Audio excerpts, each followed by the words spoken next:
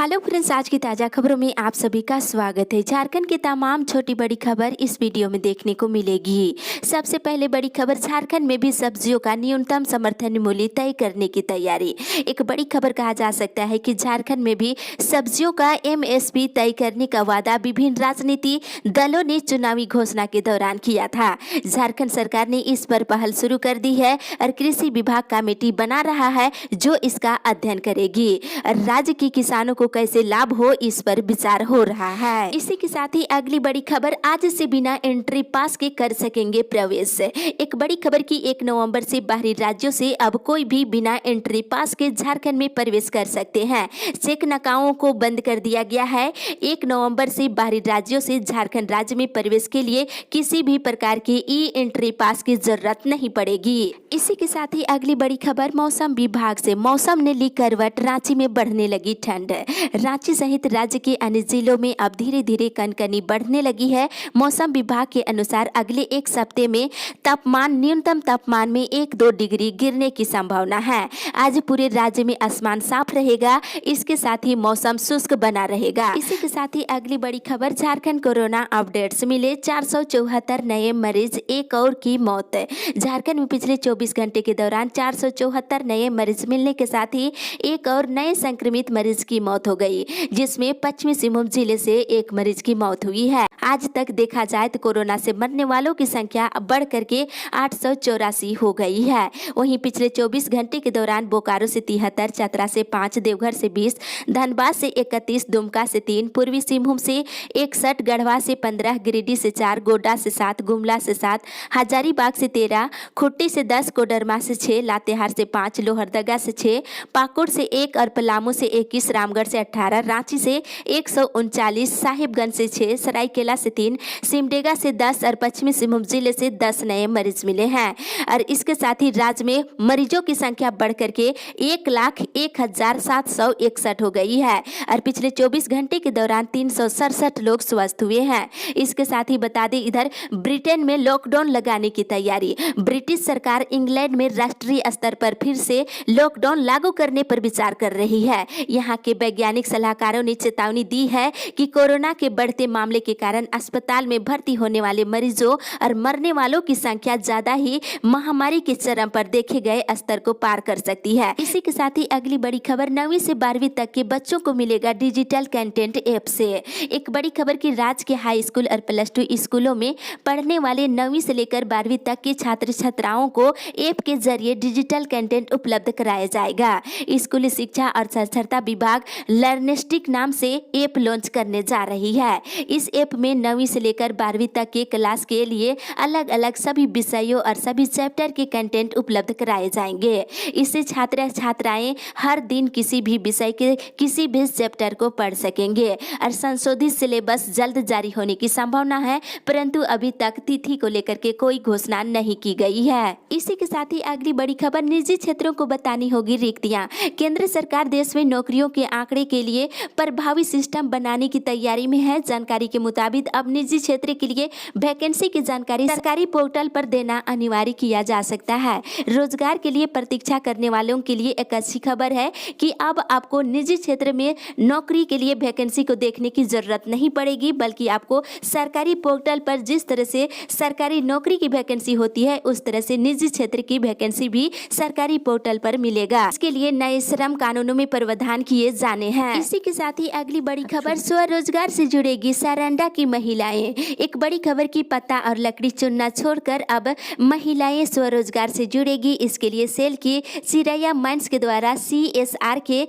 तहत पहल शुरू कर दी गई है। सेल के द्वारा महिलाओं को स्वरोजगार से जोड़ने के लिए निःशुल्क सिलाई कढ़ाई का प्रशिक्षण दिया जा रहा है। इसके बाद इन महिलाओं को सेल के द्वारा स्वरोजगार से जोड़ने के लिए संसाधन मुहैया कराई जाएगी, ताकि महिलाएं अपने घरों पर रह करके सिलाई कढ़ाई का काम कर अपने परिवार का भरण पोषण कर सके। और इतना ही नहीं, चिरैया माइंस के CSR के DGM की माने तो इन महिलाओं को प्रशिक्षण के बाद रोजगार भी दिलाया जाएगा। इसी के साथ ही अगली बड़ी खबर, प्रवासियों को अपने साथ जोड़ने में जुटे माओवादी। एक बड़ी खबर की झारखंड में भाकपा माओवादी संगठन के द्वारा खुद को मजबूत करने की लगातार कोशिश की जा रही है। कैडरों की कमी को पूरा करने के लिए भाकपा माओवादियों के द्वारा गांव-गांव में लौटे प्रवासी मजदूरों को संगठन से जोड़ने का प्रयास किया जा रहा है। भाकपा माओवादियों ने चाईबासा से लेकर भाकपा माओवादियों के वर्चस्व वाले गढ़वा के बूढ़ा पहाड़ इलाके तक गाँवों में प्रवासियों को संगठन से जुड़ने का नसीहत दी है। इसी के साथ ही अगली बड़ी खबर, अनुमति मिलने के बाद भी राज्य भर में आज से नहीं खुलेंगे बार एंड रेस्टोरेंट। एक बड़ी खबर की लॉकडाउन के कारण हुए नुकसान को देखते हुए सरकार की अनुमति के बाद भी झारखंड बार एंड रेस्टोरेंट एसोसिएशन ने अपना कारोबार पूरी तरह से बंद रखने का फैसला लिया है। उनका कहना है कि कोरोना काल में जहां व्यापारी और उद्यमी आर्थिक मंदी से परेशान है, वहीं उत्पाद विभाग इस शर्त पर कारोबार दोबारा शुरू करने की इजाजत देना चाहती है कि वे पूरे साल का 100% लाइसेंस शुल्क जमा करें। हालांकि फिलहाल इस संबंध में विभाग की ओर से कोई आधिकारिक पत्र जारी नहीं किया गया है। और साथ ही इधर एसोसिएशन का कहना है कि उनकी आर्थिक स्थिति खराब हो चुकी है। ऐसे में सरकार के द्वारा लगाए गए लॉकडाउन अवधि का भी लाइसेंस चुकाना हम सभी के लिए असंभव की बात है। इसी के साथ ही अगली बड़ी खबर, ग्रामीण इलाकों की सड़कों की मरम्मत के लिए प्रस्ताव केंद्र सरकार को भेजा। एक बड़ी खबर कहा जा सकता है कि वर्षों से टूटी राज्य के ग्रामीण इलाकों की सड़कों की मरम्मत जल्द की जाएगी। जर्जर सड़कों पर ग्रामीणों को चलने में काफी परेशानी हो रही है। खासकर बारिश के दिनों में तकलीफ और बढ़ जाती है।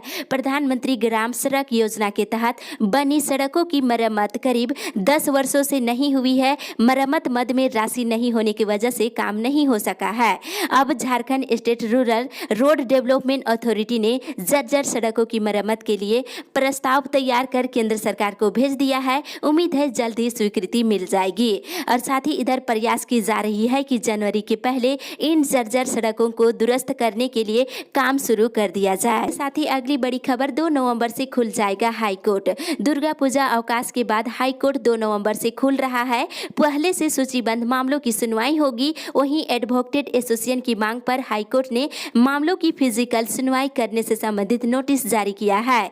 कोरोना के बावजूद हाई कोर्ट में 2 नवंबर से मामलों की फिजिकल सुनवाई के लिए आग्रह किया जा सकेगा। इस बाबत हाई कोर्ट के रजिस्ट्रार जनरल अबूजनाथ के हस्ताक्षर से शनिवार को नोटिस जारी किया गया है। इसी के साथ ही अगली बड़ी खबर, कोल ब्लॉक नीलामी के लिए 2 नवंबर से लगाई जाएगी बोली। एक बड़ी खबर कहा जा सकता है कि कमर्शियल माइनिंग के तहत कोल ब्लॉक की नीलामी के लिए 2 नवंबर से बोली लगाई जाएगी। और झारखंड के 5 कोयला खदानों के लिए 19 कंपनियों ने बिल डाला है। और 2 नवंबर से ये कंपनियां भी बोली में हिस्सा लेंगे और समय भी निर्धारित कर दी गई है। कोयला मंत्रालय के द्वारा जारी तिथि के अनुसार 2 नवंबर को झारखंड के चकला और 3 नवंबर को ब्राहडीहा और 5 नवंबर को राजहरा नॉर्थ और 6 नवंबर को उरमा पहाड़ी टोला और 7 नवंबर को गोडुलपाड़ा के लिए बोली लगाई जाएगी। बोली लगाने का समय दिन के 11 बजे से 1 बजे तक होगा। इसी के साथ ही अगली बड़ी खबर, विभावी में एमएड कोर्स सहित 3 की मान्यता पर लगी रोक।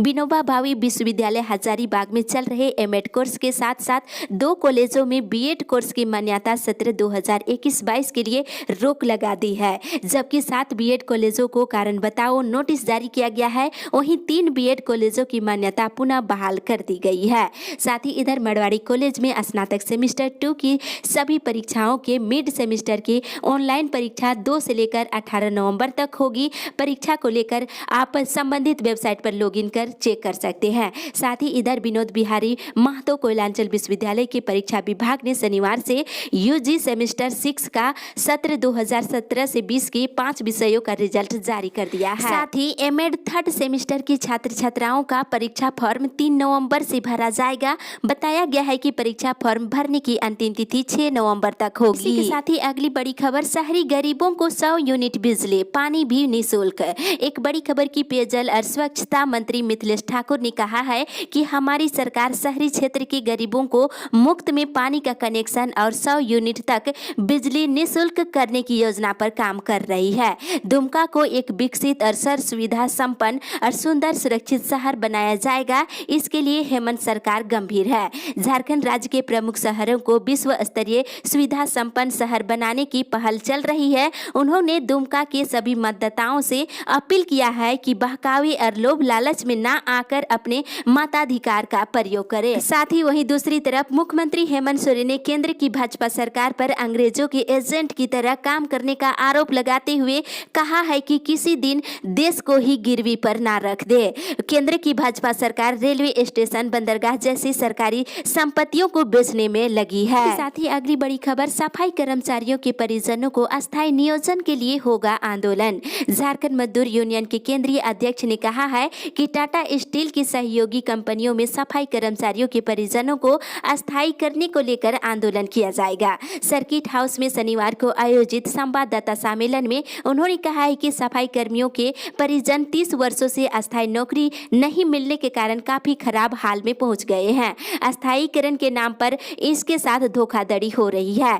3 नवंबर को श्रम युक्त कार्यालय और 25 नवंबर को उपायुक्त कार्यालय के समक्ष प्रदर्शन किया जाएगा। साथ ही इधर 15 ऑपरेटरों को हटाने का नोटिस, कल से ठप हो सकता है रजिस्ट्रेशन। एमजीएम अस्पताल में सोमवार से रजिस्ट्रेशन का काम बंद हो सकता है। रजिस्ट्रेशन काउंटर और मेडिकल रिकॉर्ड में कार्यरत 15 लोगों को सोमवार से काम से हटाने का मौखिक नोटिस दिया गया है। इसी के साथ ही अगली बड़ी खबर, कोरोना वैक्सीन के लिए स्टोरेज की व्यवस्था करें। एक बड़ी खबर की कोरोना वैक्सीन के वितरण और रख रखाव की रांची में तैयारी शुरू कर दी गई है। उपायुक्त छवि रंजन ने रांची के सिविल सर्जन को वैक्सीन रखने के लिए कोल्ड स्टोरेज और इसके लिए जरूरी उपकरणों की व्यवस्था करने का निर्देश दिया, ताकि वैक्सीन पहुंचने के बाद इसका उपयोग किया जा सके। उपायुक्त ने कहा है कि वैक्सीन उपलब्ध होने पर सबसे पहले कोरोना को नियंत्रित करने की व्यवस्था में लगे लोगों को चिन्हित कर टीका लगाया जाएगा। इसके लिए तैयार किए जा रहे डाटाबेस की उपायुक्त ने समीक्षा करते हुए आवश्यक निर्देश भी दिए हैं और सरकारी और प्राइवेट अस्पतालों के स्वास्थ्य कर्मियों का डाटाबेस तैयार करने को कहा है। इसी के साथ ही अगली बड़ी खबर, दलों के लिए हॉट केक बने प्रवासी। एक बड़ी खबर की दुमका और बेरमो विधानसभा के उपचुनाव में प्रवासी कामगार राजनीति दलों के लिए हॉट केक बने हुए हैं। चुनावी समर में इसका मुद्दा गरमाया हुआ है। सत्तासीन झारखंड मुक्ति मोर्चा प्रवासी कामगारों की वापसी में सरकार की अहम भूमिका बता रही है। पहली श्रमिक स्पेशल ट्रेन और मजदूरों को एयर लिस्ट करने की बात झामुमो की ओर से दोहराई जा रही है। दूसरी ओर विपक्ष से भारतीय जनता पार्टी काम नहीं मिलने के कारण प्रवासी श्रमिकों के फिर से पलायन के मुद्दा को बनाकर झारखंड सरकार को घेर रही है। दोनों विधानसभा क्षेत्र में प्रवासी मजदूरों की अच्छी खासी संख्या है, कारण राजनीतिक दल इसके वोट के लिए जोर भी लगाते दिख रहे हैं। लॉकडाउन के दौरान राज्य में तकरीबन 8.5 लाख से अधिक लोग झारखंड वापस लौटे हैं। इसमें से 5 लाख से अधिक प्रवासी श्रमिक है। इसी के साथ ही अगली बड़ी खबर, आज से एयरपोर्ट में घुसते ही लगेगा पार्किंग शुल्क। एक बड़ी खबर की बिरसा मुंडा एयरपोर्ट परिसर में रविवार से किसी भी तरह के वाहन के प्रवेश करते ही पार्किंग शुल्क लिया जाएगा। एयरपोर्ट प्रबंधन पहले 5 मिनट के पिक और ड्रॉप का कोई पार्किंग शुल्क नहीं लेता था, उसे बंद कर दिया है। अब हर तरह के वाहन के लिए पार्किंग शुल्क लगेगा। हालांकि एयरपोर्ट ने पहले की अपेक्षा पार्किंग दरों में कटौती की है। प्रथम 30 मिनट के लिए कोच, बस, ट्रक सहित 4 पहिया वाहन के लिए 20 रुपये और 2 पहिए के लिए 10 रुपये शुल्क लगेगा। इसी के साथ ही अगली बड़ी खबर, अवैध हथियार लेकर चलने वाले को मार गिराए, बोले डीजीपी।